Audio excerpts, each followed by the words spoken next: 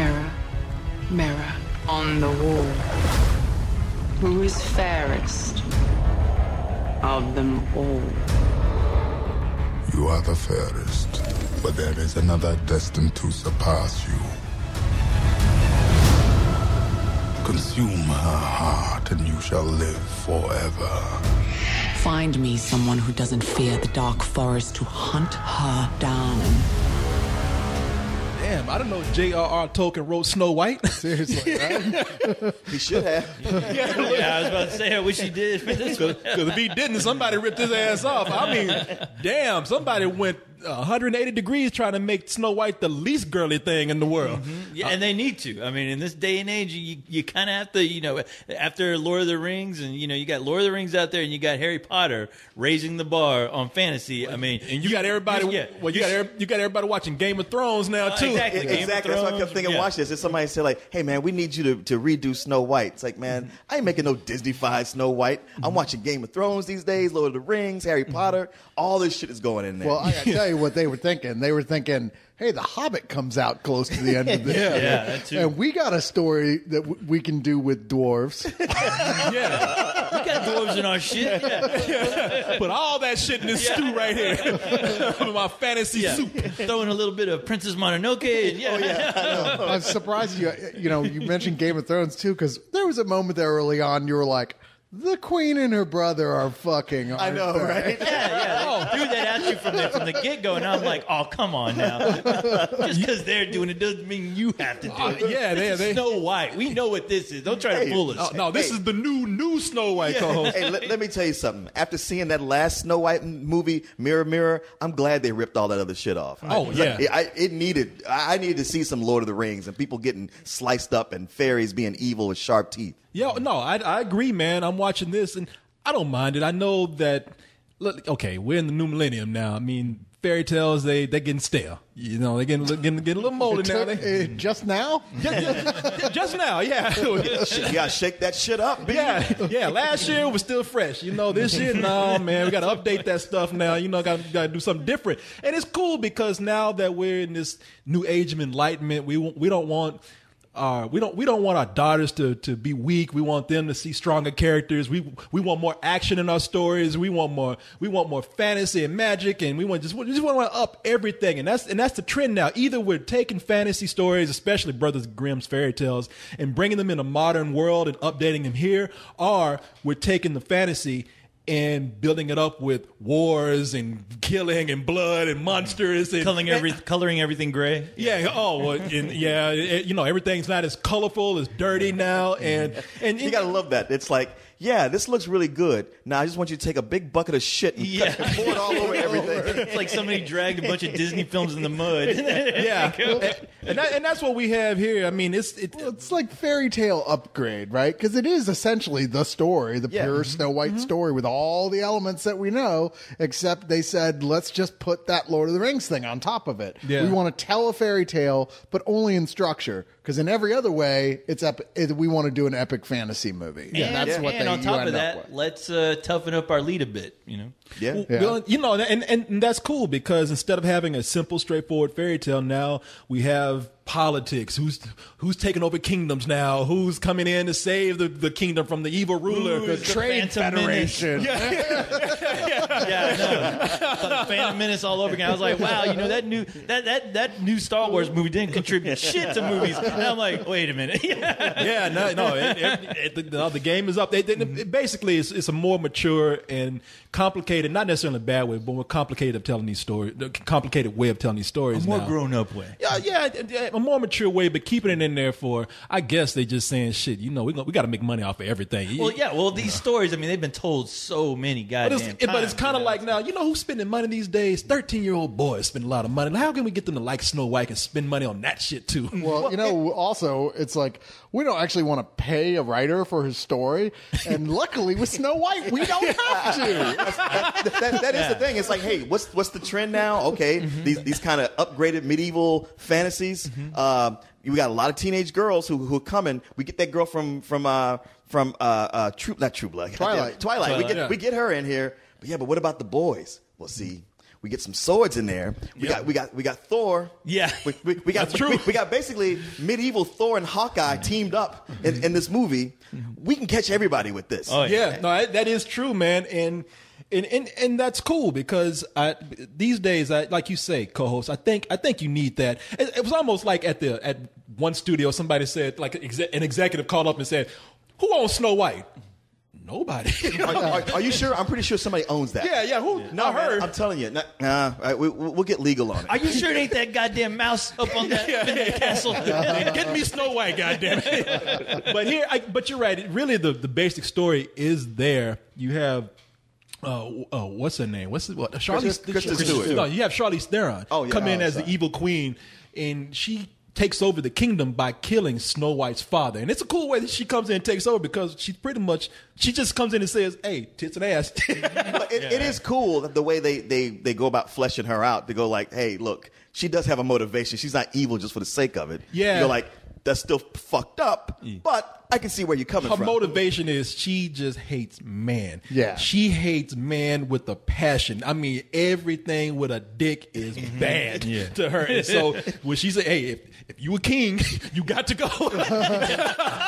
You gotta go, and so does your dick. I know. Excuse me, Coles. Kings got dicks, right? Yes. Then they got to go.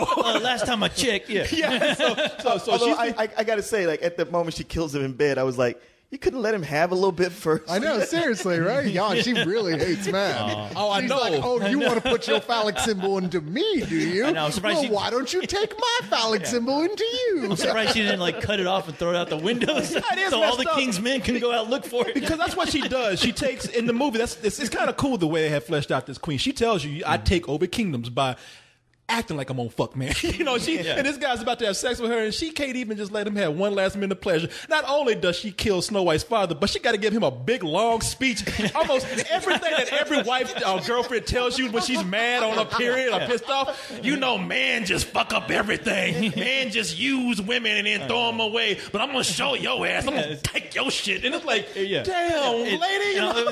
The king just couldn't do shit. He couldn't even say, "I was here to fuck with you, but you actually fucketh me." I mean, the only thing that would have been worse is if she just had her ass in his face. Like, "You ain't gonna get none of this before you die, you bitch. Now you my bitch." Fart in his face. It is good because that right there from the get-go establishes she's evil.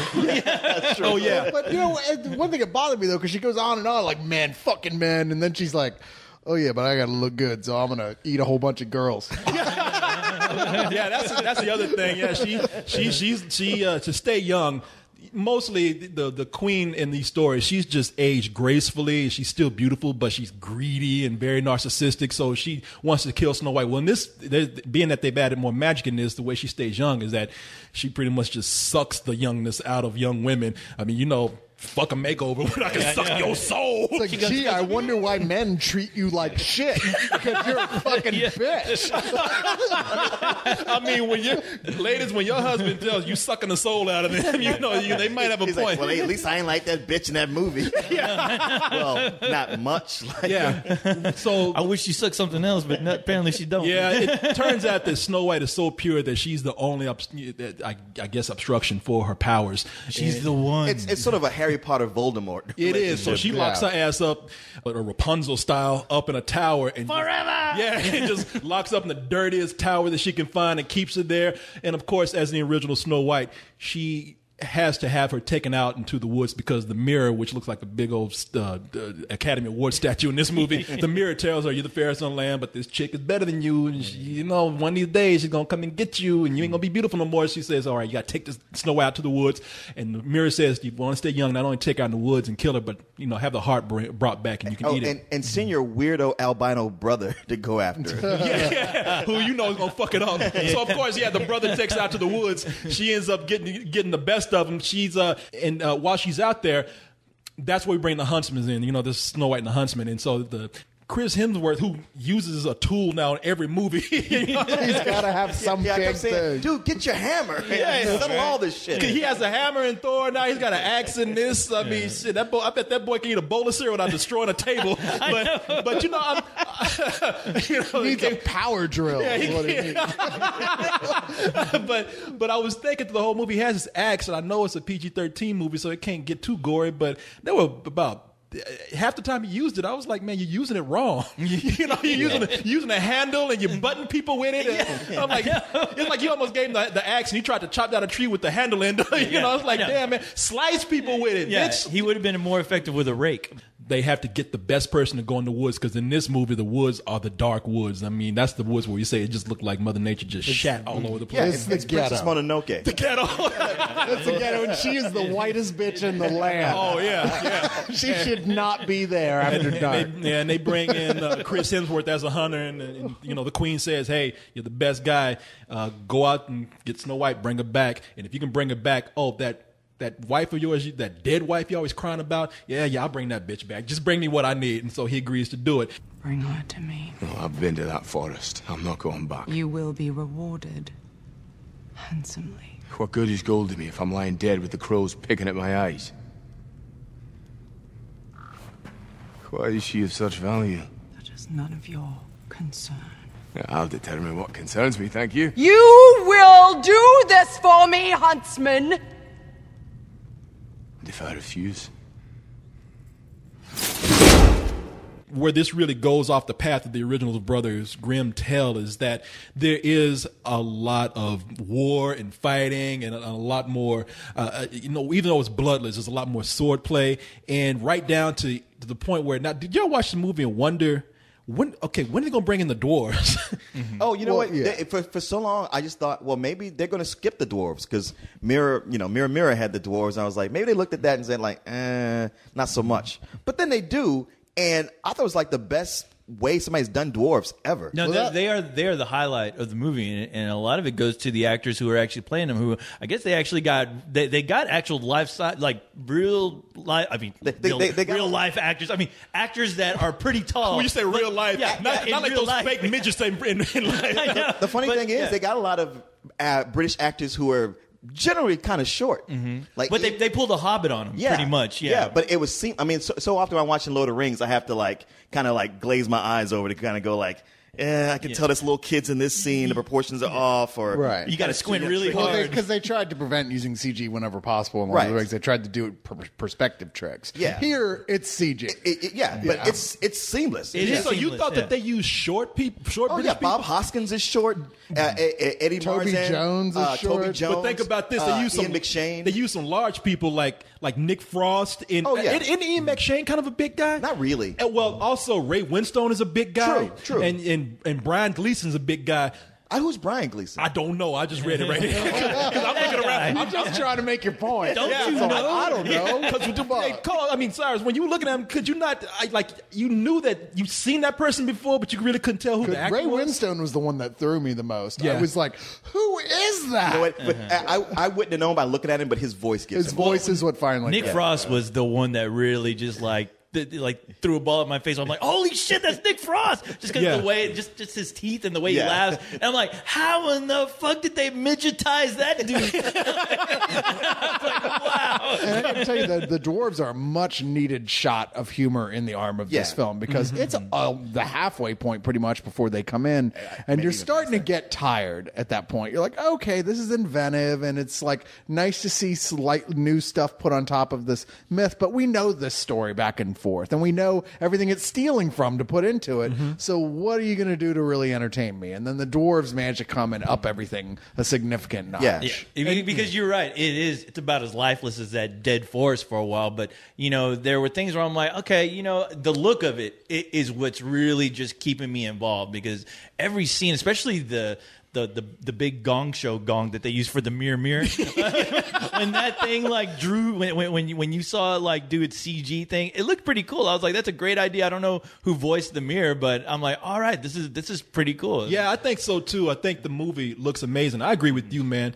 It's almost a novelty at first to see how they've darkened up this fantasy world in this story. And And it's a dark story anyway, but yet literally they have sucked the color out of this. The queen is such a bitch and a badass in this movie. She comes into the kingdom. She just sucks the life out of plants. Trees die. People are starving. All she gives them to eat is bath water. You know what I mean?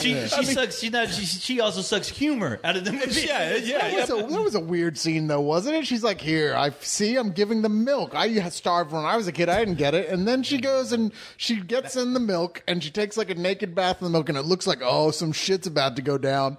But no, she just wanted to take a milk bath. It was almost like she went in there like she was dipped in white chocolate. I thought she peed in the milk. I thought that's how she's getting revenge. I thought she was taking a bath in Elmer's glue. Drink of my toe jam. Here's the gift I bestow upon you. But that's the thing. He's sitting there farting. Here's the gift of my ass water. You guys notice that CG bubble pop out? Yeah. But I mean, that's the thing. I mean, with this movie, at first it's kind of it's cool to look at, and you're like, wow, okay. Like they're taking a page from Peter Jackson and every other fantasy that's come out. The creatures, just the creatures without anuses or genitalia. Yeah. The forest creatures. I'm like, wow, this is the best live action looking Disney part of the movie I've ever seen. Well, it was neat that they because in the original she's always like out there singing and bluebirds and animals are around and everyone else is like, what the fuck? but here it's like they kind of find a way to do that in the epic fantasy sense where you don't think of the cartoon, you just go, wow, this is like, I don't know, whatever this world's version of God and Jesus is. That is true. Going like, hey, bitch, you rule. Yeah. It was just gorgeous. No, that is true. The animals felt natural in that environment. Even though all CG, it's like, okay, we know what CG is today. Big deal. It feels natural within the world of this film. But the one thing that I started complaining about was, you know what? This Kristen Stewart as Snow White is the most lifeless character in this whole movie. Yeah, like by the end of the movie, I was like, wow. It seemed like she only had about 10 lines, and she was like the most non-interesting person in this movie. You know what? Because I'm glad you brought that up. Because I think Kristen Stewart was actually good. I don't like a lot of characters in this movie. I think that they're just underwritten a little bit. That the movie is taking itself so seriously, and I don't mind the tone so much, but I think it's taking itself so seriously that some of your more interesting characters, such as Snow White, which is supposed to be not only the center point of this movie, but she's supposed to now be a strong female heroine. She leads an army into battle here.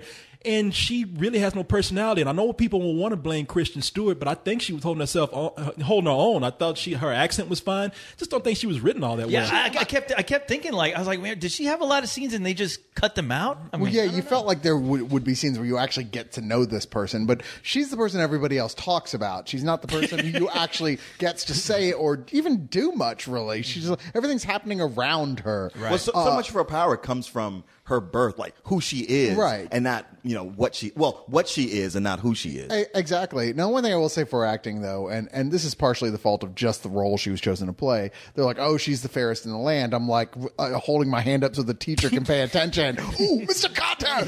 No, she's not. That's the funny thing. In almost every interpretation of Snow White, I mean, not all of them, but not even Snow White. Most of these like fairy tales with an evil queen and a girl. They always make the queen sexy. Yeah. I mean, and this is no exception where I'm like, well, look, if I'm the mirror, I got to go like, Snow's all right.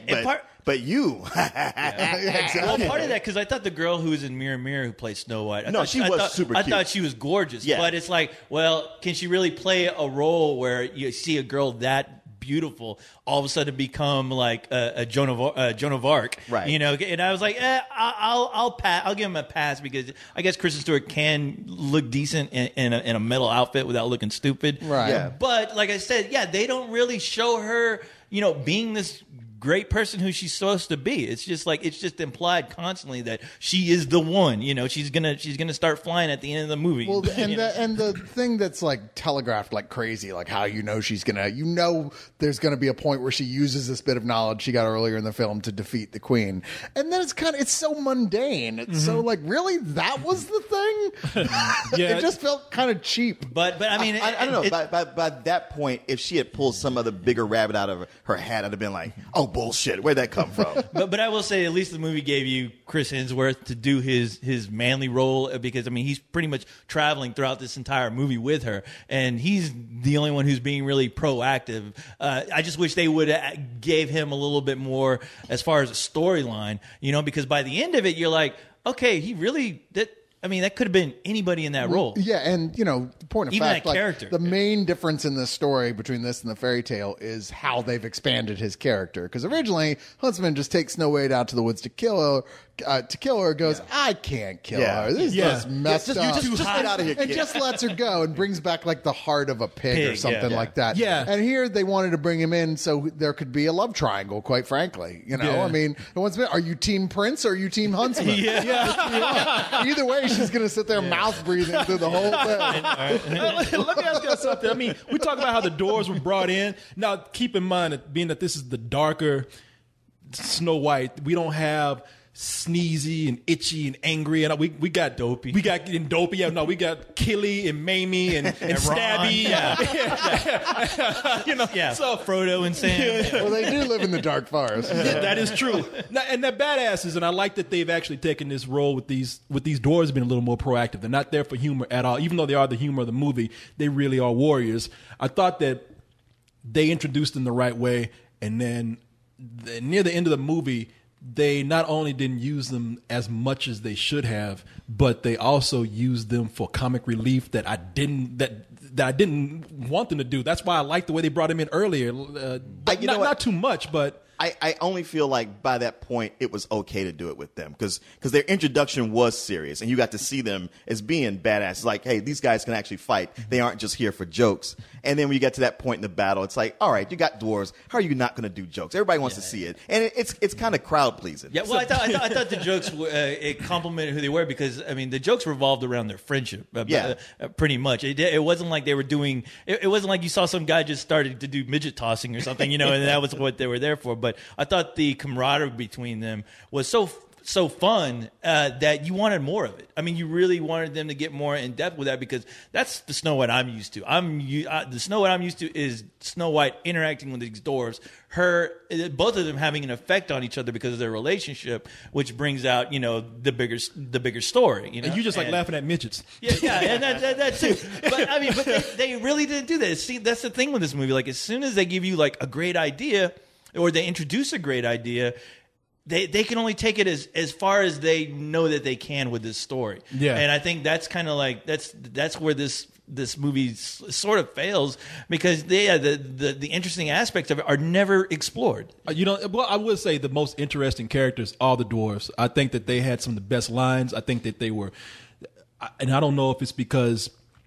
the dwarves are much more interesting by their physical appearance, but to me, they just seem to have some of the best lines. They seem to be, they actually were the characters I care for the most. And not because I'm trying to find something else, say comic relief, and I don't want to just describe them as fantasy creatures, but they did, because of how they look, they did stand out. And I got a lot more than I expected out of them because I thought that they would be treated more as comic relief, but they were treated like the most heartfelt characters in the film. I just wanted them to interact more with Snow White to bring out who she's supposed to be. I think they got a lot of mileage, the filmmakers, out of the fact that these were largely recognizable actors playing these dwarves, and we're all really into it. And the makeup and the CG was so terrific with them that it was just fascinating just to watch them. I mean, and I found much more so than what they actually had for them to say. Just watching them go was like, damn, look at those crazy little things. That's like little miniature Ian McShane. I want one of those. That was crazy. I want one of those. I mean, because they didn't use any midgets in this.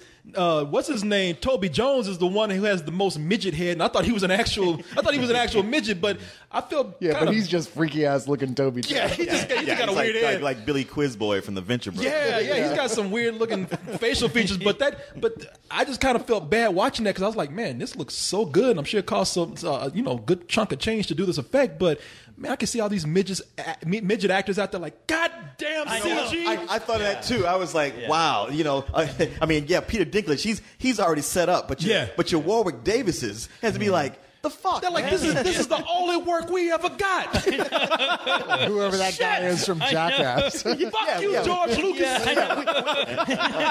But man, you know something? I will say, this movie, I was looking up this director, Yeah, he's done nothing. No, it's This is his first time. Yeah. this is his first feature. This is his first anything, as near as I can tell. Wow, that's He has really good. no for credits. A first time. He couldn't even read. He just put a camera in his hand. He was just born. Yeah, the director is 5 months old. he never even saw the original Snow White. No, Rupert Sanders, man. I mean, maybe I'm guessing he's British. Put a name like Rupert. Anybody That's named it. Rupert? Nobody names that child Rupert. Maybe somebody from the West Indies might name it. Maybe. Or people would name their kid Adolf before they name him Rupert. Rupert would just get your ass kicked today. Rupert, come here. Bring your little fucking ass. But no, but Rupert Sanders, whatever he is, he might have fell short a little bit with the direction of people. And I'm going to say that's in the script. But I think he's an amazing director, man. And there's so many things that fell into place just right for me in this movie. The direction, the imagery in this, whoever the cinematography is, amazing. The people who came in and did a lot of the CG effects, because they did that stuff that they did that I appreciate Harry Potter so much for, that they put a lot of special effects in the background and always make them like go front and center and highlight that. The music I thought fit well. I mean, I was loving this movie, but I'm like you, man, Cyrus.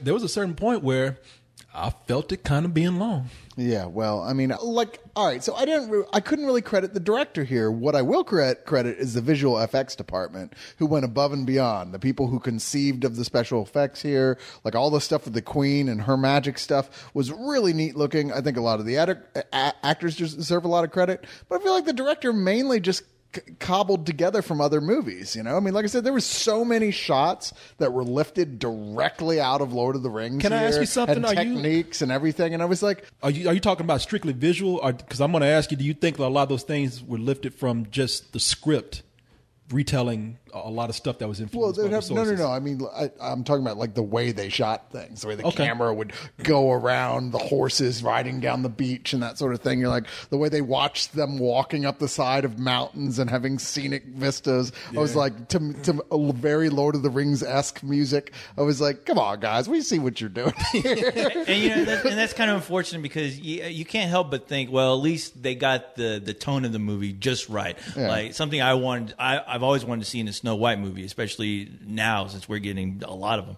But I will give him credit as far as directing. I thought Charlize Theron, the way he directed her, just all her scenes were just incredible. I do wish they were in probably a better and shorter movie, but so many visuals that were just so strikingly amazing to me, especially when she's doing her evil shits. The scenes with the crows. Yeah. I mean, there's a lot of stuff where you're just like, wow, that is fucking cool. See, you know what? I thought that she was good, but I thought that there was, again, no fault of her own. I thought there was a little bit of overacting on her part, just too much trying to be evil. Her and the guy that played her brother, Sam Spruell, I thought that they were just... Man, come on. If when you're albino, you got to be over the top evil. Okay, I'll give him that. Plus the fact that, like, it ain't enough to be an albino, but you got to have a page boy haircut with bangs.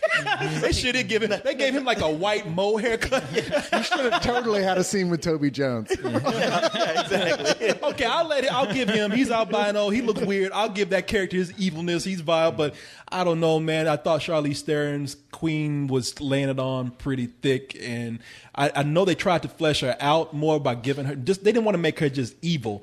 You have one flashback, and it just seemed like there needs to be more of this character than just a flashback showing why she is. It felt like there was a meeting, and someone said maybe we should give her more of a backstory, and they just had that one scene. And honestly, there was a lot of little bits here and there in that movie that felt like that to me. Like there was a bunch of different people coming together, going, we want this to be good.